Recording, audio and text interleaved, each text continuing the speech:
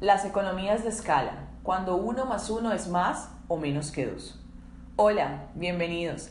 La evaluación de factores de costos proporcionales responden a la cuestión de cómo ponderar aspectos con efectos multiplicativos en el esfuerzo y en el plazo desconsiderados en la medición. De ellos se deriva un factor de ajuste del esfuerzo a ser aplicado, aumentando o disminuyendo la tasa de entrega, conforme disminuye o aumenta la productividad. Este factor de ajuste del esfuerzo, sin embargo, no responde a la cuestión de los efectos del orden de magnitud del objeto de la estimación. ¿Será que la misma productividad se aplica en proyectos en el orden de 10, 100 y 1000 puntos de función? La respuesta es no. En esta lección, nuestro objetivo es discutir este fenómeno y cuantificar esos efectos. Para ello vamos a explicar lo que es economía de escala, sus efectos y el motivo para su presencia en el desarrollo de software, relacionar y explicar los factores de escala definidos por el COCOMO 2 que promueven economías de escala o lo contrario, y presentar la tabla y la fórmula para calcular los efectos exponenciales en una estimación de acuerdo al COCOMO 2. El punto de función como factor de costo primario. Me gustan mucho las tiritas de Dilbert, porque son una forma divertida de reflejar de manera crítica sobre lo cotidiano en el ambiente corporativo. En esa tirita, aquí coloca al Dilbert explicándole al jefe, que estimó la línea de tiempo del proyecto asumiendo que cada uno involucrado desperdiciará una semana de tiempo no productivo. El jefe, en respuesta, plantea que eso fue estúpido por parte de Dilbert y que él mostrará cómo es la forma correcta de planificar el tiempo de un proyecto.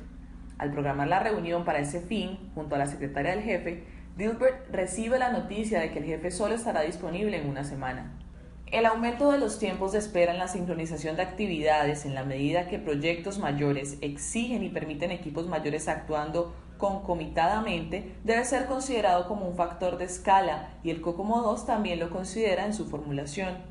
La idea de estos factores de escala es capturar la economía de escala. La economía de escala ocurre cuando se dobla el tamaño, pero no se dobla el esfuerzo necesario. El universo también puede suceder, lo que sería una deseconomía de escala. Una explicación para esta deseconomía de escala es que cuanto mayor sea el proyecto, mayor será la necesidad de actividades concomitantes. El trabajo se descompone en unidades más pequeñas y la sincronización de las actividades que atacan estas unidades más pequeñas promueve mayores esperas.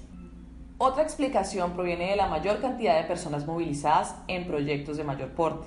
Cuando hay solo 2 personas en una conversación, hay un único camino de comunicación. Se agrega una tercera persona y 2 nuevos caminos surgen. Al agregar la cuarta persona, 3 nuevos caminos son necesarios para que todos se comuniquen entre sí. Como se puede percibir, se trata de un crecimiento exponencial. Factores de costo con efectos exponenciales. En este gráfico tenemos en el eje horizontal el porte de la demanda, su tamaño, en el eje vertical el esfuerzo. En ese sentido es idéntico al que se usa para relacionar el tamaño y el esfuerzo utilizado en lecciones anteriores. Otra semejanza es que presenta una recta indicando la proyección de uno en función del otro. La diferencia de este gráfico para los demás es la curva que cumple el mismo papel, sin embargo, incluyendo los efectos exponenciales en función de las economías o deseconomías de escala. La fórmula que corresponde a esta curva tiene esa forma. Los efectos exponenciales se resumen en la fórmula del modelo para la variable E. Se complementa la productividad nominal indicada en la variable A y el factor de ajuste de esfuerzo indicado en la variable EAF. En el COCOMO 2 son 5 los factores de costo con efectos exponenciales. Los factores de escala a ser evaluados: precedencia, la flexibilidad, arquitectura y resolución de riesgos, cohesión de equipo y madurez del proceso. Vamos a ver más de cerca lo que buscan capturar, lo que representa en la evaluación esos factores de escala. Familiaridad. El primer factor de escala a ser abordado es la familiaridad o precedencia. Se refleja la experiencia previa de la organización con el tipo de proyecto en evaluación. La familiaridad se evalúa como muy baja cuando no hay experiencia previa, y el impacto máximo significa que la organización está completamente familiarizada con el dominio de la aplicación. Así como todos los demás elementos con más de una característica a ser considerada, la evaluación de la familiaridad es una ponderación del grado de influencia de las diferentes características relacionadas en la tabla. En este caso son 4. El entendimiento organizacional de los objetivos del producto, la experiencia trabajando con sistemas de software afines, el desarrollo concurrente de nuevos equipos y procedimientos operativos y la necesidad de innovar arquitecturas de procesamiento de datos y algoritmos. Flexibilidad del desenvolvimiento. La flexibilidad en el desarrollo refleja el grado de flexibilidad en el proceso de desarrollo. En el caso de que se trate de un proceso de selección, el impacto máximo significa que el cliente solo determina objetivos generales. Son 3 características que deben ser evaluadas, las cuales son: la necesidad de conformidad del software con especificaciones externas de interfaz, la necesidad de conformidad del software con requisitos preestablecidos y la existencia de un premio por la conclusión anticipada o la pena por el retraso. Orientación a resolución de riesgos o arquitectura. La orientación a la resolución de riesgos y la arquitectura refleja la extensión con que se realiza el análisis de riesgos y el desarrollo que se centra en la arquitectura. En el caso de que se produzca un análisis de riesgos y un proyecto de arquitectura exhaustivo, minucioso y completo, se considera un pequeño análisis en este sentido y el impacto máximo se aplica cuando hay un análisis de riesgos. Son 7 las características que componen esta evaluación: el grado en el cual el plan de gerencia de riesgos identifica los ítems de riesgos y establece los puntos de verificación para su resolución, el nivel de compatibilidad entre los plazos, el presupuesto y los puntos de verificación internos en el plan de gestión de riesgos, el porcentaje del plazo de desarrollo dedicado al establecimiento de la arquitectura, dado los objetivos generales del producto, el porcentaje de arquitectos de alto nivel disponibles para el proyecto, las herramientas de soporte disponibles para la resolución de elementos de riesgos, desarrollo y verificación de especificaciones de arquitectura, el nivel de incertidumbre en cuanto a factores claves de arquitectura, misión, interfaz con el usuario y paquetes de software listos como equipos, tecnologías, performance, y el número y criticidad de elementos de riesgos. La cohesión del equipo refleja lo bien que el equipo involucrado en el desarrollo se conoce entre sí y trabaja en conjunto. En la mayoría de los casos, la mayoría de las personas que sufren de depresión, este factor considera las fuentes de turbulencia y entropía del proyecto debido a las dificultades en sincronizar los intereses y la comunicación de sus partes interesadas, usuarios, clientes, desarrolladores, entre otros. Estas dificultades pueden surgir de diferencias entre los objetivos y las culturas de las partes interesadas, dificultades en reconciliar objetivos o falta de experiencia y familiaridad en operar como un equipo. Son 4 las características que deben ser ponderadas: la consistencia de los objetivos y la cultura de las partes interesadas, la habilidad y disposición de las partes interesadas para acomodar los objetivos de los demás, la experiencia de las partes interesadas en operar como un equipo y la capacidad de las partes interesadas en formar equipos para alcanzar una visión y compromisos compartidos. Madurez del proceso. La evaluación de este valor utiliza como referencia los niveles de madurez en el CMMI. No es necesario que el usuario del modelo sea certificado por SEI, sin embargo, se debe buscar compatibilizar los procesos o prácticas en uso contra modelos de referencia como el del SEI o el del MPS.br. Obviamente, huye completamente al alcance de este trabajo explicar en profundidad el modelo de madurez del CMMI, y hay literatura abundante sobre el tema. Sin embargo, cabe explicar brevemente cuáles son sus niveles. Inicio. Uno o más de los objetivos específicos asociados con las áreas de proceso no se satisfacen.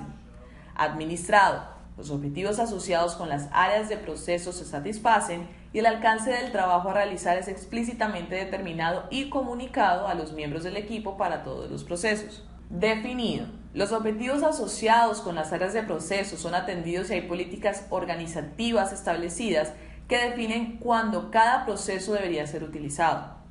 Debe haber planes documentados y procedimientos de gestión de recursos y monitoreo de procesos establecidos a lo largo de la institución. Gestionado cuantitativamente. Este nivel se centra en la estandarización organizacional y la liberación de procesos.